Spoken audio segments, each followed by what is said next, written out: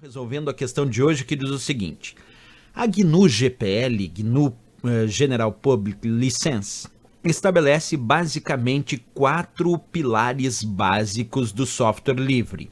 Considerando esses 4 fundamentos para software livre, julgue o próximo item.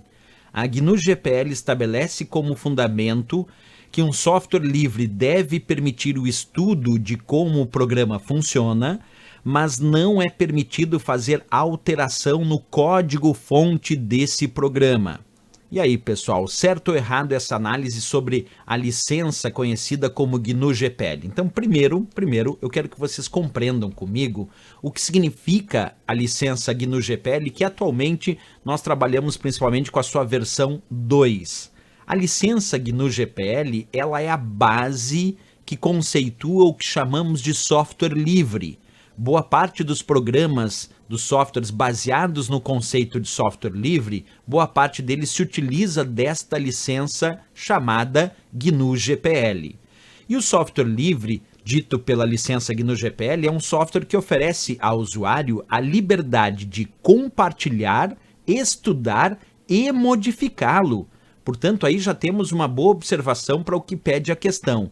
Mas se aprofundando um pouquinho mais, quando a gente fala sobre software livre, nós estamos falando, na verdade, das liberdades e não do preço. Isso porque tem muita gente que confunde software livre com um software gratuito. E essa é uma confusão que acaba tendo que ser tirada nesse momento. Software livre não é necessariamente gratuito. Livre quer dizer que eu tenho liberdades em relação a esse software.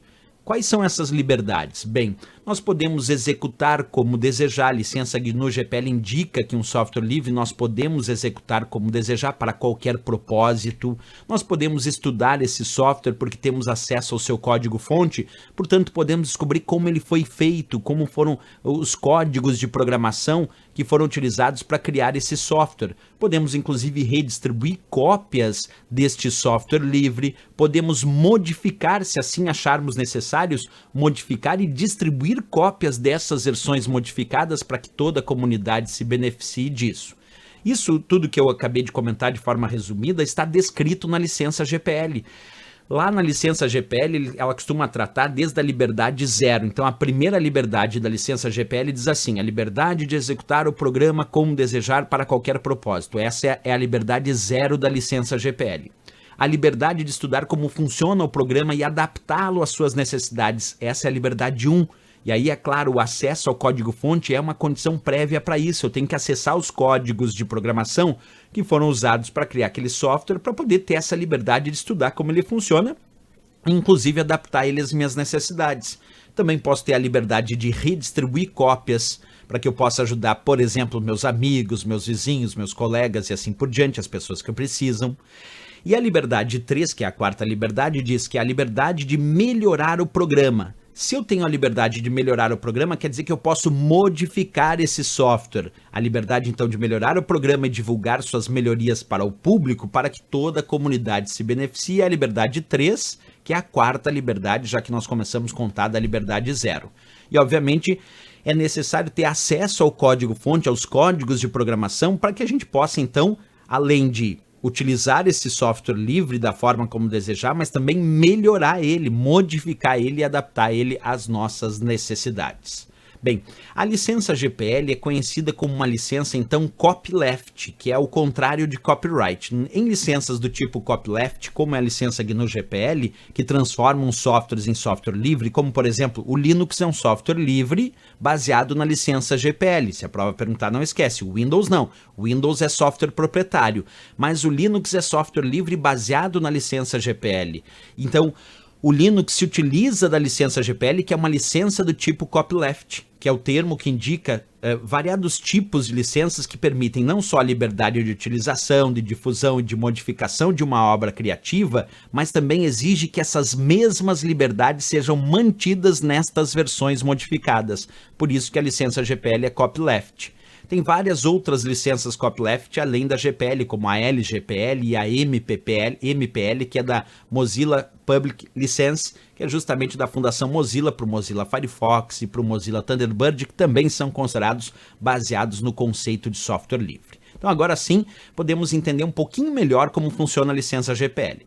Um outro ponto importante dessa licença é entender que existe uma organização sem fins lucrativos por trás dessa licença GPL, é a FSF, a Free Software Foundation, que é a Fundação para Software Livre, e essa organização é que defende os direitos e a utilização de software livre. Quem fundou a FSF foi o Richard Stallman, e ele é o criador dessa licença GPL através da Fundação para Software Livre. Essa Fundação para Software Livre, ela patrocina vários projetos, e um deles é o projeto GNU, que é um esforço justamente contínuo para fornecer um sistema operacional completamente licenciado como software livre, tomando como base as premissas da licença GPL. Inclusive, a versão mais indicada é a versão chamada GNU Linux, que é justamente o Linux aí com essa licença GPL com o padrão GNU. Bem, agora sim que a gente já sabe todas as informações, podemos voltar à questão, né? Ele diz lá em cima que a GNU GPL estabelece basicamente 4 pilares básicos de software livre, isso está correto, e considere esses 4 fundamentos para julgar o item.